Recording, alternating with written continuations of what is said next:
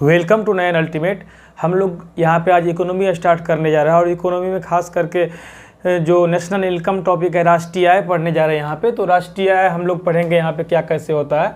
राष्ट्रीय आय में जो तमाम तरह की चीज़ें हैं, जीडीपी, जीएनपी और राष्ट्रीय आय का अनुमान कौन लगाया था, ये सब पढ़ेंगे हम लोग। तो मैं शुरू करने जा रहा हूँ। भारत में जो है राष्ट्रीय आय की गणना का अनुमान सबसे पहले दादा भाई नेहरू ने 1868 ईस्वी में अपनी एक पुस्तक poverty and un-British rule of India में निकाला था। इसके अनुसार भारत का उस समय का राष्ट्रीय आय 20 रुपये प्रति वर्ष था, केवल और केवल 20 रुपये था भारत का राष्ट्रीय आय। और स्वतंत्रता के बाद क्या होता है, 1949 ईस्वी में पीसी महालन 20 की अध्यक्षता में राष्ट्रीय आय समिति का गठन किया गया। अभी वर्तमान में जो है राष्ट्रीय आय का गणना CSO केंद्रीय सांख्यिकी संगठन के द्वारा किया जाता है।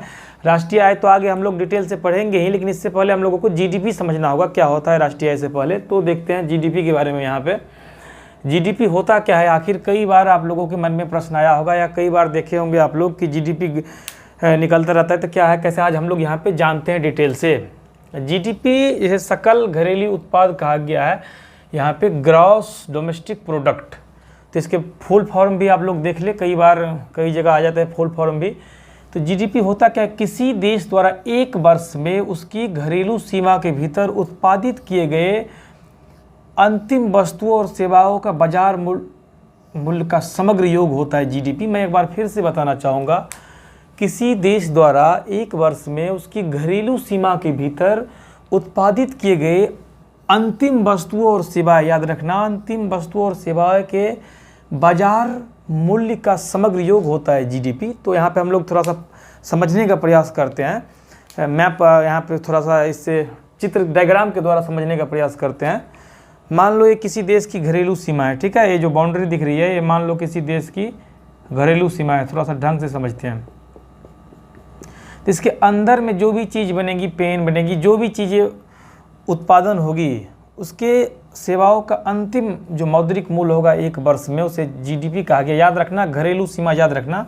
इसे हम लोग इस तरीके से यहाँ पे समझते हैं। आपके मान लो कोई क्या है, विदेश की कंपनी है। क एक तरह का विदेश की कोई कंपनी है और भारत की सीमा के भीतर, ये भारत का सीमा मान लो है, इसके भीतर जो है वो अपना कोई भी सामान बनाती है, उत्पादन करती है। तो इसका जो भी होगा भारत की जीडीपी में शामिल हो जाएगा। इसका जीडीपी जो होगा सब भारत की जीडीपी में शामिल होगा, क्योंकि ये भारत की घरेलू सीमा के भीतर काम कर रही है यहाँ पे।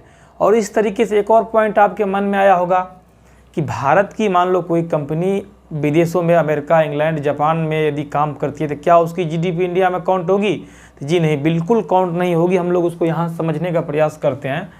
मान लो कोई भारत की कंपनी है जो कि विदेश में अपना कारोबार कर रही है, तो इसकी जीडीपी भारत की जीडीपी में शामिल नहीं होगी। आप लोगों को समझ आ गया होगा। मैं एक बार फिर से बताना चाहूँगा, जीडीपी क्या होता है, किसी देश द्वारा एक वर्ष में उसकी घरेलू सीमा के भीतर उत्पादित किए गए अंतिम वस्तुओं और सेवाओं, याद रखना, अंतिम वस्तुओं और सेवाओं के बाजार मूल्य का समग्र योग को जीडीपी कहते हैं। इसका फुल फॉर्म ये रहा, ग्रॉस डोमेस्टिक प्रोडक्ट, सकल घरेलू उत्पाद।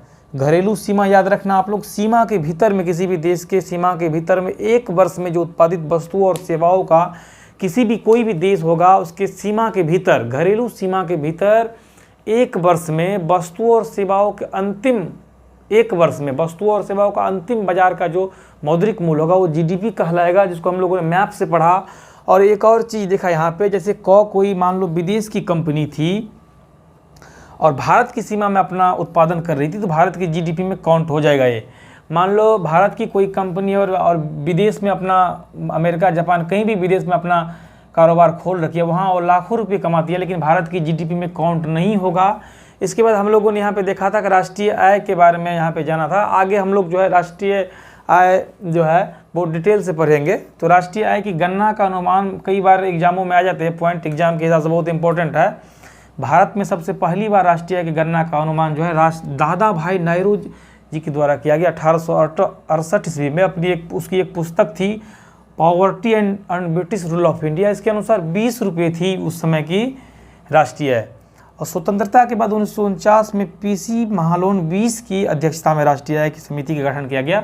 वर्तमान में CSO केंद्रीय सांख्यिकी कार्यालय के द्वारा राष्ट्रीय आय का गणना किया जाता है। तो आप लोगों को ये अच्छा लगा होगा। अब हम लोग देखते हैं जीएनपी क्या होता है। ग्रॉस नेशनल प्रोडक्ट, सकल घरेलू उत्पाद। तो यदि हम लोग जीडीपी अच्छे से समझ लिए हैं तो जीएनपी आराम से आ जाएगी समझ में। तो जीएनपी इक्वल टू होता है जीडीपी प्लस सी माइनस डी। अब आपके मन में प्रश्न उठ रहा होगा कि सी माइनस डी क्या है। तो सी का मतलब हो गया भारत द्वारा विदेशों में अर्जित आय, भारत के लोग जो भी विदेशों में अर्जित आय कर रहे हो, और डी हो गया विदेशियों द्वारा भारत में अर्जित आय। मैं समझाना चाहूँगा जीएनपी ये होगा कि किसी भी देश का जीडीपी हो गया, जीडीपी में हम लोग क्या करेंगे कि भारतीय जो विदेश में आय अर्जित कर रहा है उसको जो है इसको उसमें ऐड कर लेंगे, और विदेशी जो भारत में आके अपना कुछ आय अर्जित करेंगे उसको हम लोग उसमें से माइनस कर लेंगे। तो उम्मीद करता हूँ कि आप सब लोगों को ये अच्छा लगा होगा। जल्दी से आप लोग इसको स्क्रीन शॉट ले ले।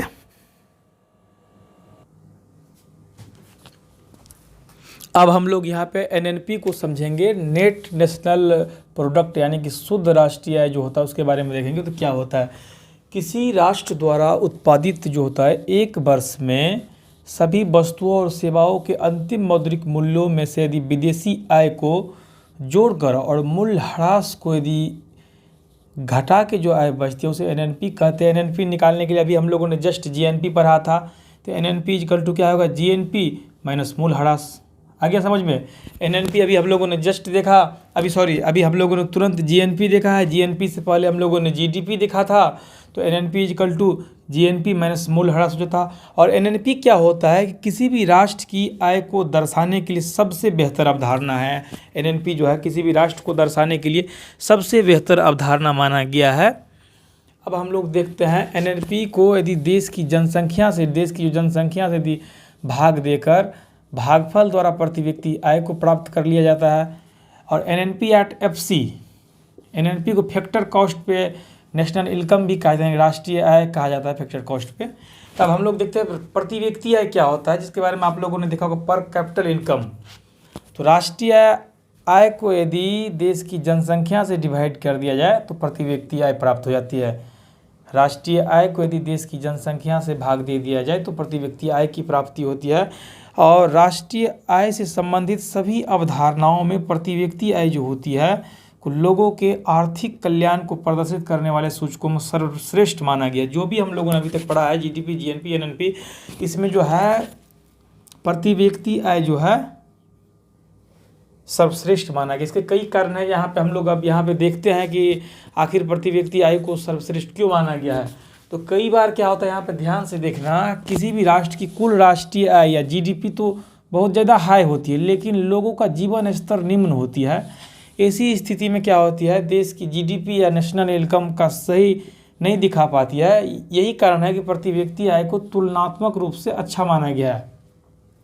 तो एक बार मैं आप लोगों को पुनः बताना चाहूँगा, हम लोगों ने अभी नेशनल इनकम टॉपिक में पहले जीडीपी पढ़ा। जीडीपी पढ़ने के बाद राष्ट्रीय आय के बारे में मैंने बताया कि राष्ट्रीय आय की अवधारणा सबसे पहले दादा भाई नेहरू जी ने दिया था अपनी किताब से, 20 रुपये थी उस समय में। और इसके बाद हम लोग जीडीपी, जीएनपी, एनएनपी यहाँ पे देखते हैं। एनएनपी क्या है, किसी भी राष्ट्र द्वारा उत्पादित एक वर्ष में सभी वस्तुओं और सेवाओं के अंतिम मौद्रिक मूल्यों में विदेशों से आय को जोड़ के और मूल्य ह्रास को घटा के जो आय बचती है उसे एनएनपी कहा गया है। और एनएनपी के लिए यहाँ पे हमने फॉर्मूला है, एनएनपी इक्वल टू क्या होता है, जीएनपी। जीएनपी हम लोगों ने पीछे अभी जस्ट देखा है। एनएनपी इक्वल टू क्या होता है, जीएनपी माइनस मूल्य ह्रास। और एनएनपी जो होता है किसी भी राष्ट्र की आय को दर्शाने के सबसे बेहतर अवधारणा है। यहाँ पे एनएनपी क्या होता है, किसी भी राष्ट्र की जो आय को दर्शाने के सबसे बेहतर अवधारणा है। एनएनपी एट फैक्टर कॉस्ट को ही जो है नेशनल इनकम कहा गया, आप लोग याद रखना। और एनएनपी को देश की जनसंख्या से भाग देने पे जो भागफल आएगा प्रति व्यक्ति आय होगा। अब हम लोग प्रति व्यक्ति आय देखते हैं। राष्ट्रीय आय संबंधित सभी अवधारणाओं में प्रति व्यक्ति आय को सबसे अच्छा माना गया है क्योंकि इससे लोगों का आर्थिक कल्याण को सही प्रदर्शित यही करती है। पर कैपिटल इनकम, पर कैपिटल इनकम इक्वल टू कैसे निकालते हैं, तो राष्ट्रीय आय अपॉन जनसंख्या, नेशनल इनकम अपॉन पॉपुलेशन। और कई बार ये होता है कि राष्ट्रीय आय या जीडीपी तो हाई होता है लेकिन लोगों का जीवन स्तर निम्न होता है। इसी स्थिति में देश की जीडीपी या नेशनल इनकम का सही स्थिति दिखा नहीं पाती है। यही कारण है कि प्रति व्यक्ति आय को तुलनात्मक रूप से अच्छा माना गया है। उम्मीद करता हूं कि आप सब लोगों को ये वीडियो अच्छा लगा होगा, हमारा इकोनॉमी वाली। बाकी और मैं लाऊंगा टॉपिक आप लोगों को। यदि आपको अच्छा लगे तो आप लोग प्लीज़ जो है सब लोग लाइक, सब्सक्राइब और शेयर करना। बाकी आप लोगों को धन्यवाद।